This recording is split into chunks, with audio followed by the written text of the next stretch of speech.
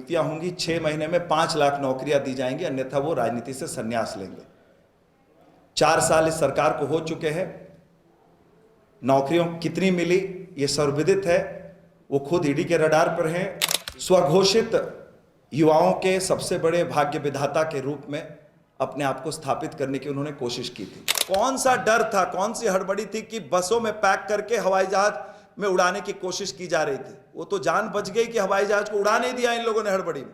अगर ईडी भी हड़बड़ाती, इतने समय तक इनका इंतजार नहीं करके, संवैधानिक प्रक्रिया को पूरा नहीं करके अगर हड़बड़ी में आती, तब कौन सा नैरेटिव सेट करने की कोशिश होती। किसी को अपराध करने की आजादी दे दी जाए कि वो धर्म किसी विशेष समुदाय का है या किसी अन्य पार्टी का है या किसी अन्य आइडियोलॉजी को सपोर्ट करता है। कार्रवाई हो रही है, इससे डर का माहौल है भ्रष्टाचारियों में, और ये नैरेटिव सेटिंग अब राज्य की जनता, देश की जनता समझ चुकी है। और आप देख ही रहे हैं, इस बार 400 पार का नारा ऐसे ही नहीं है। 9 समन, 6 महीने से ज्यादा का समय, और आप कहते हैं हम लोग हड़बड़ी में हैं। अगर ईडी हड़बड़ी में होती, जिस तरह की हड़बड़ी इन लोगों ने दिखाई अपने विधायकों को हैदराबाद भेजने के लिए, इतने सारे विधायकों की जान को जोखिम में डाला, जब कुहासे के कारण, बारिश के कारण, फॉग के कारण दिल्ली और कई ऐसे हवाई अड्डों से पूरी तरह से हवाई यात्रा बंद थी। आखिर कौन सी मजबूरी थी, जब सत्ता आपकी, प्रशासन आपका, सरकार भी आप ही की थी, निर्वतमान मुख्यमंत्री थे, तो कौन सा डर था, कौन सी हड़बड़ी थी कि बसों में पैक करके हवाई जहाज में उड़ाने की कोशिश की जा रही थी। वो तो जान बच गई कि हवाई जहाज को उड़ा नहीं दिया इन लोगों ने हड़बड़ी में। तो हड़बड़ी किसकी है, ये पूरा देश देख रहा है। अगर ईडी भी हड़बड़ाती, इतने समय तक इनका इंतजार नहीं करके, संवैधानिक प्रक्रिया को पूरा नहीं करके अगर हड़बड़ी में आती, तब कौन सा नैरेटिव सेट करने की कोशिश होती है।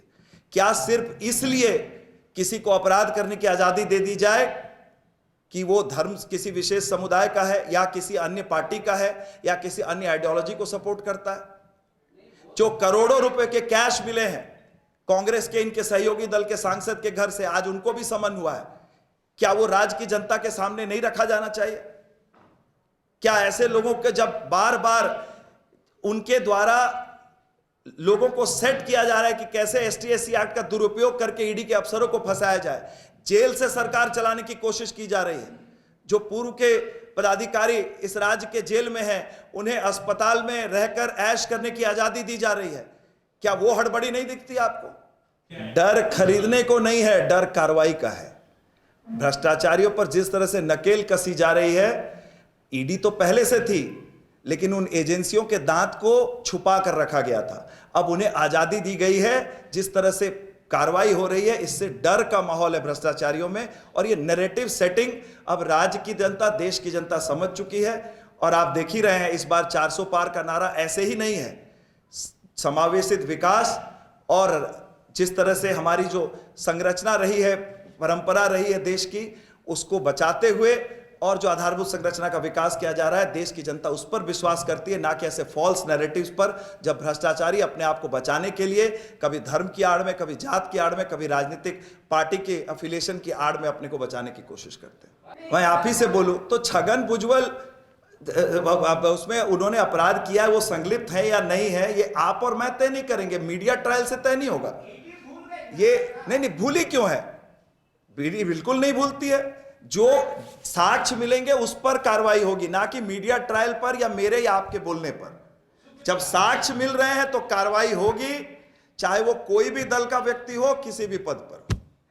जिस तरह के आरोप राज्य के पूर्व मुख्यमंत्री पर लगाए गए हैं केंद्रीय एजेंसियों के द्वारा, और उसी संबंधित विषय से जुड़ा एक व्हाट्सएप का चैट जो कल ईडी के द्वारा सार्वजनिक भी किया गया है, और आप सबने, हम सबने देखा कि उस चैट के कंटेंट क्या है, उस चैट में किन विषयों पर बात हुई है।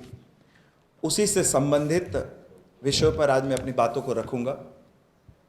सबसे पहले, राज्य के पूर्व मुख्यमंत्री जो आज ईडी की रिमांड में हैं, स्वघोषित युवाओं के सबसे बड़े भाग्य विधाता के रूप में अपने आप को स्थापित करने की उन्होंने कोशिश की थी।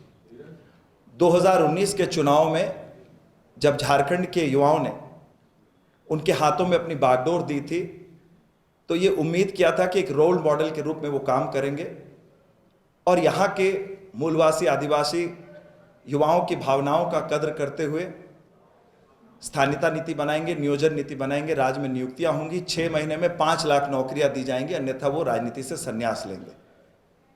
4 साल इस सरकार को हो चुके हैं, नौकरियों कितनी मिली ये सर्वविदित है। वो खुद ईडी के रडार पर हैं, ईडी के रिमांड में है, और संभवतः जिस तरह के कारनामे उनके राजनीतिक संरक्षण में, उनके सरकार के संरक्षण में इस सरकार ने किए हैं, उसकी सजा भी उन्हें जरूर मिलेगी।